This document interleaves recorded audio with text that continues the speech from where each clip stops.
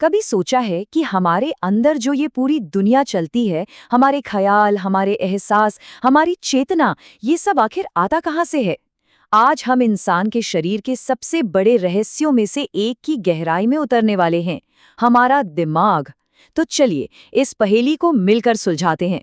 ये सवाल ही अपने आप में कितना बड़ा है ना, कि हमारे सिर के अंदर मौजूद ये बस 1.5 किलो का एक नरम सा अंग कैसे संगीत, कला, विज्ञान और हमारी जिंदगी के हर एक अनुभव को जन्म दे देता है। इस पूरे सफर में हम इसी सवाल का जवाब ढूंढने की कोशिश करेंगे। ठीक है, तो इस रहस्य को समझने के लिए हमें एक आर्किटेक्ट की तरह सोचना होगा। हम शुरुआत करेंगे सबसे छोटे बिल्डिंग ब्लॉक से और फिर देखेंगे कि कैसे ये छोटे छोटे हिस्से मिलकर एक विशाल और पेचीदा शहर यानी हमारे मन को बनाते हैं। इस यात्रा को आसान बनाने के लिए चलिए एक कमाल की कल्पना करते हैं। सोचिए कि हमारा दिमाग एक हलचल से भरा, हमेशा बदलने वाला शहर है। एक ऐसा शहर जो कभी सोता नहीं।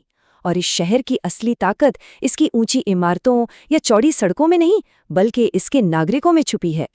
और हमारे इस दिमागी शहर के नागरिक हैं न्यूरॉन्स। जी हाँ, ये दिमाग की वो बुनियादी कोशिकाएं हैं जो संदेशों को एक जगह से दूसरी जगह ले जाती हैं।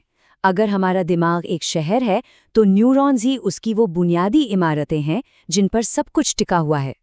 तो ये इमारत यानी एक न्यूरॉन आखिर काम कैसे करती है? देखिए, इसका काम सुनने में बड़ा सिंपल लगता है, लेकिन है कमाल का। स्टेप 1, ये अपने पड़ोसियों से सिग्नल लेता है। स्टेप 2, जब इन सिग्नलों की कुल मात्रा एक खास लेवल, जिसे थ्रेशोल्ड कहते हैं, वहां तक पहुंच जाती है, तो आता है स्टेप 3, बूम। ये अपना खुद का एक ताकतवर सिग्नल आगे भेज देता है। बस इतना ही। सिग्नल लो, सीमा तक पहुंचो और आगे भेज दो। अच्छा, तो अब हम इन अलग अलग इमारतों को समझ गए हैं। तो चलिए थोड़ा जूम आउट करते हैं और पूरे शहर के नक्शे पर एक नज़र डालते हैं, क्योंकि असली जादू एक अकेले न्यूरॉन में नहीं, बल्कि उनके आपस में जुड़े हुए विशाल नेटवर्क में छिपा है। यहाँ जो स्केल है वो सच में दिमाग घुमा देने वाला है। जरा सोचिए, एक बहुत ही मामूली सी प्रतिक्रिया, जैसे गर्म चीज से हाथ हटा लेना, इसके लिए सिर्फ 100 न्यूरॉन्स का एक छोटा सा सर्किट ही काफ़ी है। लेकिन हमारा दिमाग, हमारी चेतना, हमारी क्रिएटिविटी और हमारे जटिल विचारों के लिए तकरीबन 86 अरब न्यूरॉन्स एक साथ काम करते हैं। ये विशाल स्केल ही दिमाग को इतना शक्तिशाली बनाता है। लेकिन कहानी यही खत्म नहीं होती। न्यूरॉन्स की संख्या से भी ज्यादा जरूरी है उनके बीच के कनेक्शंस, जिन्हें हम सिनैप्स कहते हैं। एक औसत इंसानी दिमाग में 100 खरब से भी ज्यादा सिनैप्स होते हैं। और ये कोई छोटा मोटा नंबर नहीं है, ये हमारी आकाश गंगा में मौजूद तारों से भी ज्यादा है।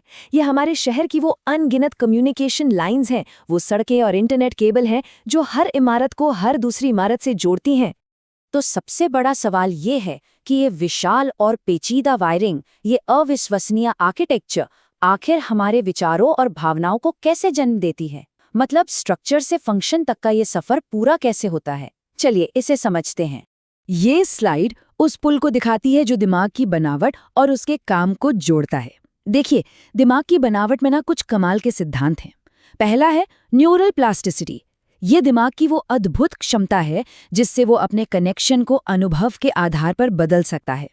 इसी की वजह से हम सीखते हैं और यादें बनाते हैं। फिर है मॉड्यूलर नेटवर्क्स, जो खास कामों के लिए बने हैं, जैसे भाषा के लिए एक अलग हिस्सा और देखने के लिए अलग। और आखिर में है लंबी दूरी के कनेक्शंस, जो इन सभी अलग अलग हिस्सों को जोड़कर हमें बड़े और क्रिएटिव विचार सोचने की ताकत देते हैं। चलिए इसे फिर से हमारे शहर वाली कल्पना से समझते हैं। न्यूरल प्लास्टिसिटी का मतलब है कि शहर की सड़कें पक्की नहीं हैं। अनुभव के आधार पर नई सड़कें बन सकती हैं और पुरानी बंद हो सकती हैं। मॉड्यूलर नेटवर्क शहर के खास इलाके हैं, जैसे एक फाइनेंशियल डिस्ट्रिक्ट, एक आर्ट्स डिस्ट्रिक्ट वगैरह। और लंबी दूरी के कनेक्शन वो हाई स्पीड ट्रेनें हैं जो इन सभी इलाकों को एक साथ लाती हैं, जिससे बड़े और नए विचार मुमकिन होते हैं। तो अब हम इस सफ़र के सबसे ज़रूरी मोड़ पर आ गए हैं। आखिर ये सब जानना इतना ज़रूरी क्यों है? क्योंकि दिमाग के ब्लूप्रिंट को समझना असल में विचार के डिज़ाइन को ही समझना है। तो इस पूरी कहानी का सार क्या है? वो ये है, ये घटक नहीं बल्कि उनके बीच के जटिल और गतिशील संबंध हैं जो मन को जन्म देते हैं। यानी असली शक्ति अलग अलग न्यूरॉन्स में नहीं, बल्कि उनके बीच बने उस विशाल, लगातार बदलते नेटवर्क में है। हमारा मन, हमारी चेतना इसी नेटवर्क से उभरती है। और ये बात शायद इस पूरी चर्चा की सबसे गहरी बात है। दिमाग की बनावट और उसका काम दो अलग-अलग चीजें नहीं हैं। वो एक ही सिक्के के दो पहलू हैं। असल में बनावट ही काम है। जिस तरह से न्यूरॉन्स एक दूसरे से जुड़े हुए हैं, वही सोचने की प्रक्रिया है। और ये हमें एक बहुत ही रोमांचक और गहरे सवाल पर लाकर छोड़ देता है। अगर हम दिमाग के इस ब्लूप्रिंट को, इस आर्किटेक्चर को पूरी तरह से समझ लें, तो इसके क्या मायने होंगे? क्या हम आर्टिफिशियल इंटेलिजेंस को एक नई दिशा दे सकते हैं? क्या हम चेतना के रहस्य को पूरी तरह सुलझा सकते हैं? भविष्य चाहे जो भी हो, एक बात तो तय है, हमारे विचारों की वास्तुकला को समझना ही खुद को समझने की चाबी है।